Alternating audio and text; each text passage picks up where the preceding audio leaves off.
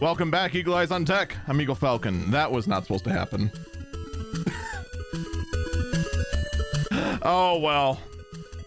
Still a good bumper to use anyway, but was not the bumper I intended on using. Whoops. Regardless, Ubisoft has been hit with what they're calling a cybersecurity incident. But unfortunately, I do have bad news. During the break, someone in the chat asked, does this mean that all the NFTs were stolen? Is their entire NFT system down? Is that it? Are they all gone? According to Ubisoft, no. At this time, what Ubisoft has said, quote, last week, Ubisoft experienced a cybersecurity incident that caused temporary disruption to some of our games, systems, and services. Our IT teams are working with leading external experts to investigate the issue. As a precautionary measure, we initiate a company-wide password reset. We can also confirm that all our games and services are functioning normally, and that at this time, there is no evidence of any player personal information was accessed or exposed as a byproduct of this incident.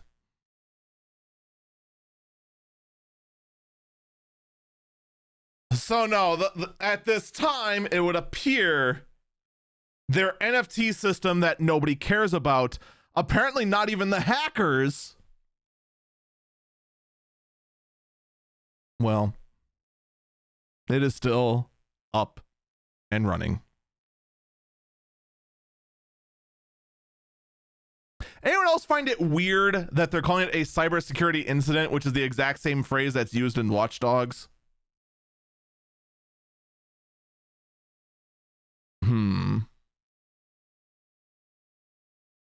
What could it mean? In other cybersecurity news, I should also mention, we do not know the identity of the hackers of Ubisoft. We do not know their identity. We do know the identity of the people who hacked Samsung.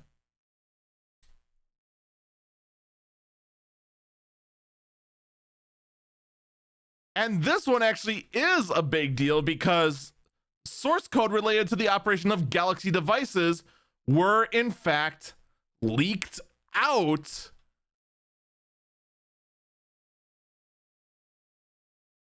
by the hackers. These hackers were in fact Lapsus, the same people who hacked Nvidia and then threatened Nvidia by saying, we're going to leak all the information unless you make your drivers open source, so we can go ahead and craft they didn't actually say this, but it was clearly obvious that that's what the whole goal was, to create a crack for the limited hash rate on the newer cards.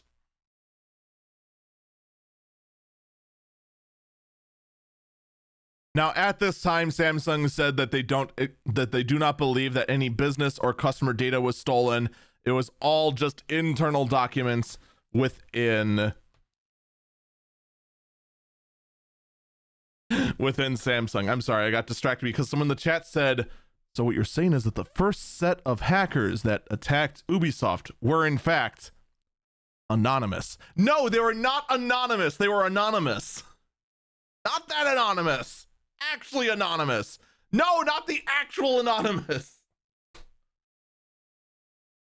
This is the problem with a hacktivist group being called anonymous.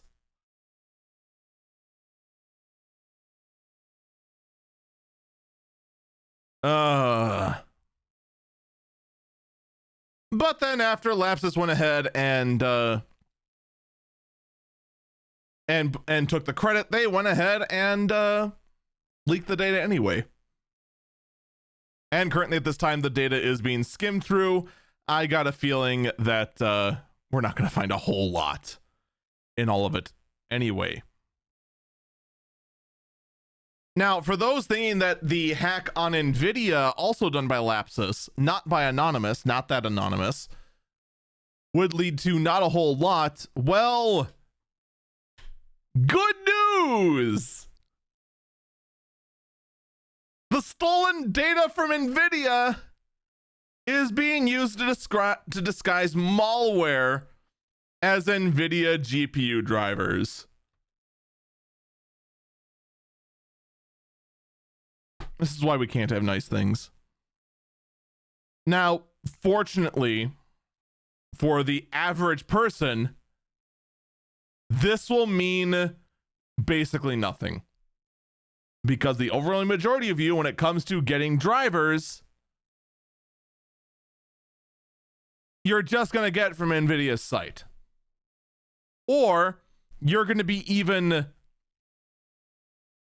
shorter in trying to get that info and just go straight to the GeForce Experience Now app,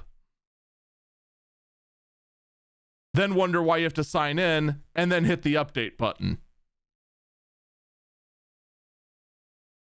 The only thing this affects, if say you went ahead and had a 12-inch laptop that you went and named your 12-inch problem, and it has NVIDIA drivers, and you had to go out and try to find the obscure drivers for the weird little NVIDIA NVS card in it that's supposed to be so widespread and used, and you just can't find the driver anywhere.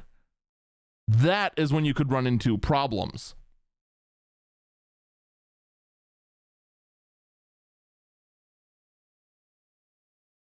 Now, the other thing that this actually does pose a real problem for is that these malware that's disguised as GPU drivers, they get around the Windows verification certificate system. They get around that completely.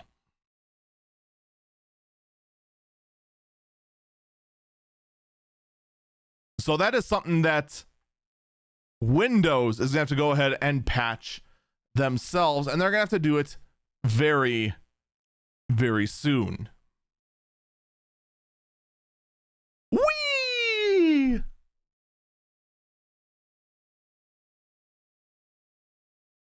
But of course, I mean, with these sort of problems on Windows, we clearly should just all give in and instead switch over to our Penguin overlords, right? I mean, Linux is vastly superior. That is what every single Linux fanatic ever keeps telling me.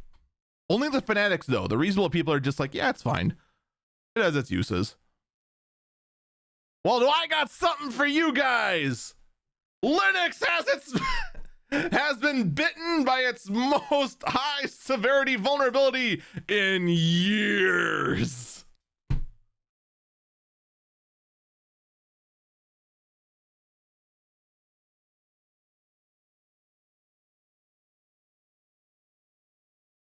Now look, before you go ahead and panic and go over to your Linux running system that you have sitting over in a corner, this most likely will not affect you. The vulnerability will, in fact, pretty much only be used on high-value targets. What is a high-value target? Remember how every single time Spectre and Meltdown came up and everyone was just like, oh man, this is a big deal. Oh no, everyone panic. We're gonna have to go and switch over to older systems. Oh man, what are we gonna do? What did you all do during the Spectre and Meltdown craze? Which, by the way, there's a new flavor of Spectre and Meltdown. Guess what? I'm not going to really talk about it because I pretty much just did. It exists. And just like this Linux vulnerability, guess what? The overwhelming majority of you will end up doing nothing and feel no consequences as a result, because all of these vulnerabilities are only used on servers. Have I made that clear enough? Should I turn on the echoey reverb? Should we make a big announcement out of it? Attention, everyone! Stop panicking about vulnerabilities. Only panic if you are in charge of a data center. Thank you. I feel like I have to say that like every single time one of these comes out. Every single frickin' time. What are you going to do if you're a Linux user? I don't know, download the update when you can. My chat is trying to make pyramids and it's very distracting. It's almost as distracting as everyone ranting about Linux vulnerabilities. And Spectre and Meltdown. In the end, you download the updates as they come. Maybe it comes up a performance hit, which would put it about on par with every other Windows update you download. So what's the difference in the end? Not a whole lot, honestly. But it is still important to know when you hear word about your services taking an emergency extended maintenance.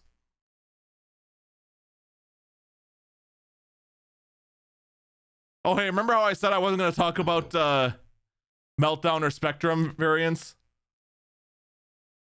Apparently, I actually did have the story in my stack. I thought I got rid of it. Yeah, it exists. All right, moving on. Speaking of vulnerabilities that really don't matter in the grand scheme of things, I want to present to you legislation that doesn't matter in the grand scheme of things. The anti-trolling bill that was put out in Australia. We talked about this, I think, briefly in passing. And I probably put something to the akin to, I do not have the spare time to go ahead and read Australian legalese. And fortunately, everyone else has looked at it, including the Electronic Frontiers Foundation and,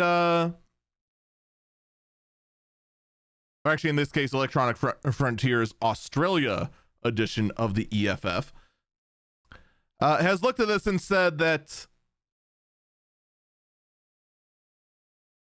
yeah, this basically does nothing.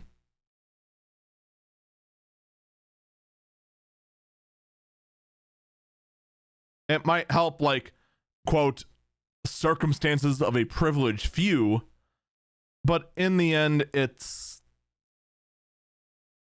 doesn't do much at all. So it's like, why? Why bother?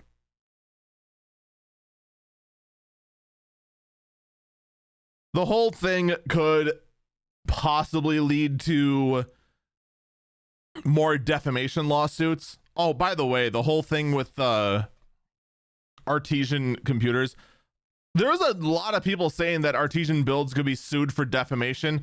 No, they can't. You just can't. What Artesian builds did doesn't come close to what would be considered defamation on a legal standpoint. Like, the line to cross for defamation is a very, very thick line.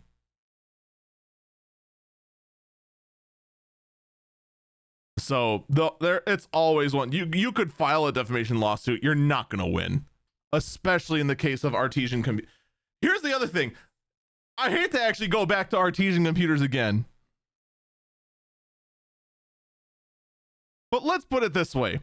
All Artesian builds didn't lie at all about the streamers. I already forgot her name. Kaepia or whatever the heck it was. Again, apologies for forgetting the name, but there was nothing that was defamatory that was said. Everything that was said about her stream metrics were true. Pia, I'm sorry. They were all truthfully said. He just said it in a very jerkish way.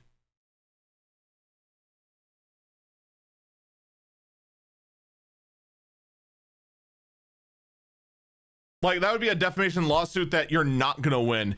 But let's even pretend we lived in a parallel reality where she did win.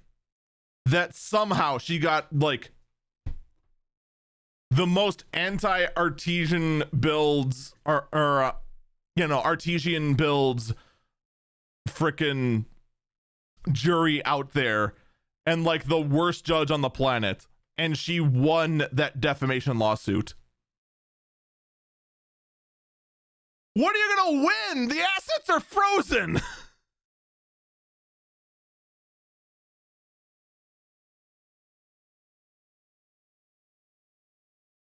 It'd literally be, even when you win, you lose. No, there's no point.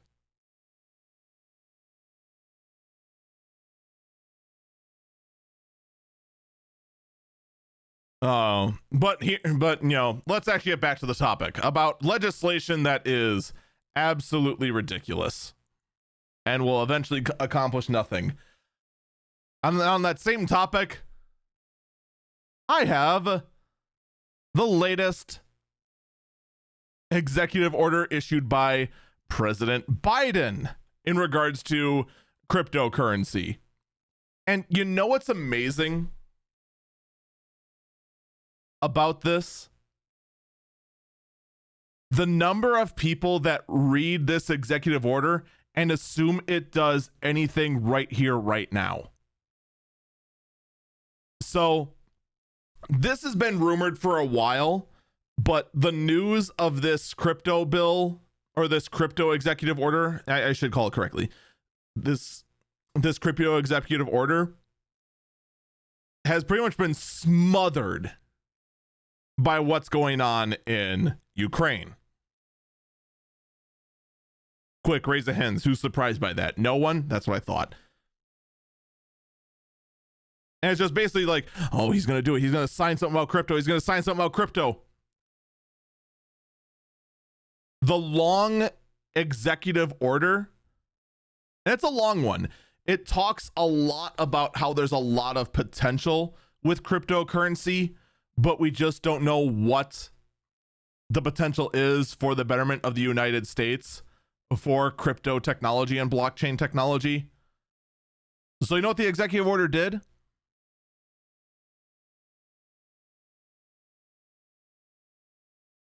It did the same thing it did with net neutrality like last year.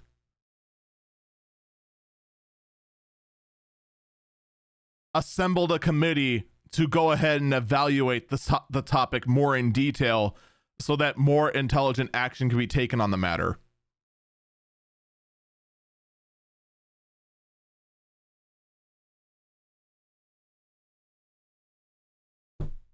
That's it.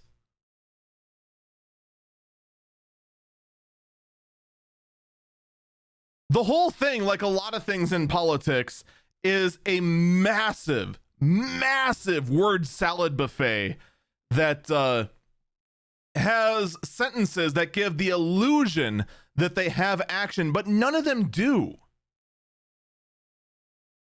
The whole thing just talks about potential. The only action that's made is the form of a committee. But here we have articles like from USA Today. What did Biden get wrong on crypto? His new order threatens to smother innovation. First off, what innovation has there been in crypto besides, the ability to go ahead and scam us better?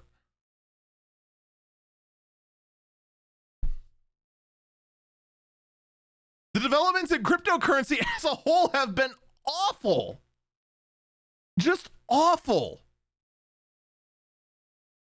Oh, but now the government might go ahead and regulate what's going on in crypto. Good. Look at the absolute disgusting amount of fraud that occurs in this crypto space.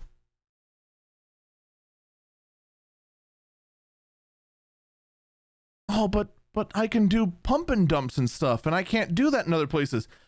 Yeah, you want to know why you can't do that in other places? Because it's illegal, because a pump and dump is a scam.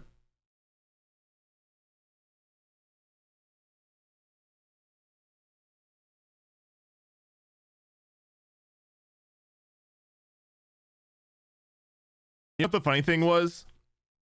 When I first reported on this story for the early bird briefing, the article I had blamed this order for they either said the crashing prices or the surging prices. I can't remember which. You want to know where crypto prices went after this order was signed?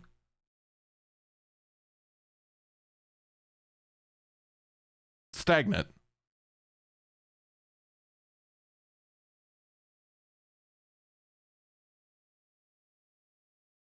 The crypto market right now is just volatile. It goes up and it goes down very, very erratically. If I were to show you the graph for how crypto is, go ahead. Point on the chart where Biden made his order.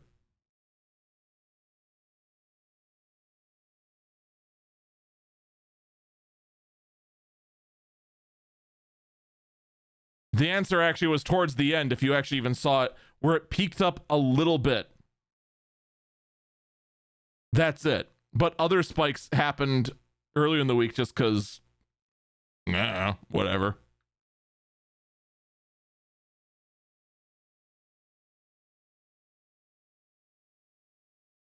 It's the same thing on Ethereum.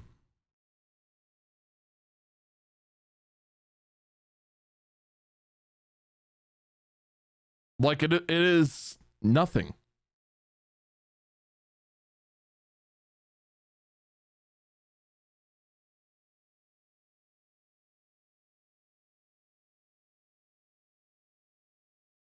That's it.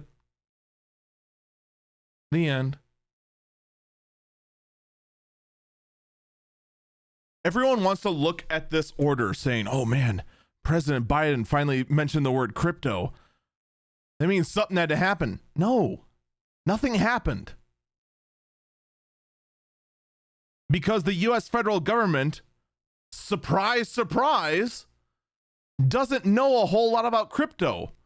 Mostly because they've had other things to worry about, like, I don't know, a pandemic, an invasion of Ukraine,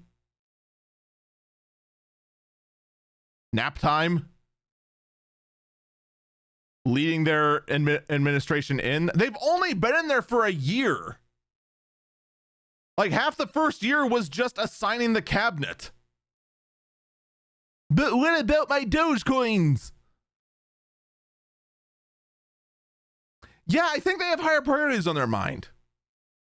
Just a little. Seriously. Crypto bros. It's like they go out of their way to be as uninformed as possible. We're going to take a break here. When we come back, everything that happened to Russia this week.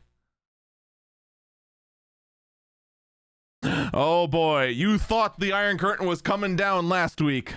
Just wait, because some of the things that came out, a bit crazy.